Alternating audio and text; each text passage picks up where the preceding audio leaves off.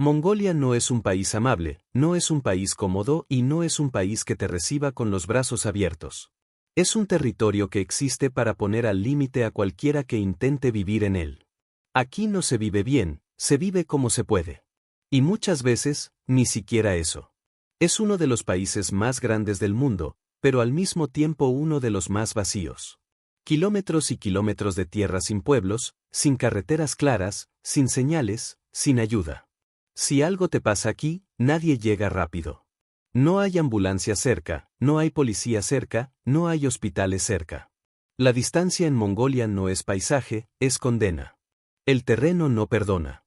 Estepas interminables, montañas secas, suelos duros y el desierto del Gobi, que no es arena bonita como en las películas, sino piedra, polvo, viento y nada más. En muchas zonas no hay agua superficial durante meses. Si un pozo se seca, no hay plan B. No hay otra fuente. Simplemente te quedas sin agua. El clima es directamente violento. En verano, el calor supera los 40 grados y quema la tierra. En invierno, el frío baja a -30 y lo congela todo. Mongolia tiene uno de los climas más extremos del planeta. Aquí puedes pasar del calor sofocante al frío mortal en cuestión de meses. El cuerpo no se adapta, aguanta, hasta que no puede más. Gran parte de la población vive o ha vivido de forma nómada. Familias enteras se desplazan con su ganado, viviendo en gers, tiendas circulares sin agua corriente, sin baño, sin alcantarillado. El agua se transporta desde lejos. La calefacción depende del carbón o del estiércol seco. Todo es manual, todo es físico, todo desgasta. El ganado no es una actividad económica, es la vida misma. Caballos, cabras, ovejas y yaks lo son todo. Dan carne, leche, ropa, transporte y dinero. Si los animales sobreviven, la familia sobrevive. Si mueren, no queda nada. No hay ahorros, no hay seguros, no hay respaldo real del Estado. Y los animales mueren. Mucho. Los inviernos extremos, conocidos como Tsud, son cada vez más frecuentes. La nieve cubre los pastos, el hielo impide que el ganado coma y millones de animales mueren en pocos meses. Años enteros de trabajo desaparecen en un solo invierno. Familias completas quedan destruidas sin previo aviso. Cuando eso pasa, no hay épica ni orgullo nómada. Hay desesperación. La única salida es abandonar el campo y moverse a la capital, aunque la capital tampoco tenga espacio. Ulan Bator es el resultado de ese colapso silencioso. Casi la mitad de la población del país vive allí o en sus alrededores. Personas que antes eran autosuficientes llegan sin recursos y se instalan en barrios improvisados que rodean la ciudad. Estos barrios no tienen agua corriente, no tienen alcantarillado y no tienen calefacción central. En invierno, miles de estufas a carbón se encienden al mismo tiempo. El humo lo cubre todo. El aire se vuelve irrespirable. Ulan Bator pasa a estar entre las ciudades más contaminadas del mundo. El humo entra en las casas, en las escuelas, en los pulmones. Los niños crecen respirando aire tóxico. Las enfermedades respiratorias no son raras, son parte del día a día. Dormir con una estufa encendida en un espacio cerrado es normal, aunque eso signifique envenenarse lentamente. El contraste es absurdo. Uno de los países más vacíos del planeta y una capital saturada, sucia y asfixiada. El campo expulsa personas. La ciudad no puede absorberlas. Y en el medio no hay soluciones rápidas. Mongolia no es libertad, no es silencio espiritual y no es romanticismo nómada. Es frío, distancia, abandono y resistencia constante. Es un país donde cada invierno decide quién sigue y quién no. Pero el problema de Mongolia no es solo el clima ni la geografía, es lo que pasa cuando un país tan extremo intenta funcionar como un estado moderno sin estar preparado para eso. La transición fue rápida, brusca y mal cerrada. Durante décadas Mongolia fue un país socialista totalmente dependiente de la Unión Soviética. Cuando ese sistema colapsó, el país quedó prácticamente solo, sin estructura fuerte, sin industria diversificada y sin una red de contención real para su gente. La economía mongola depende casi por completo de la exportación de recursos naturales. Carbón, cobre, oro.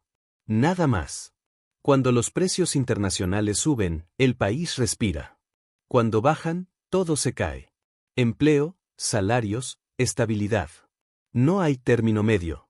Mongolia vive pendiente del mercado global sin tener control real sobre él.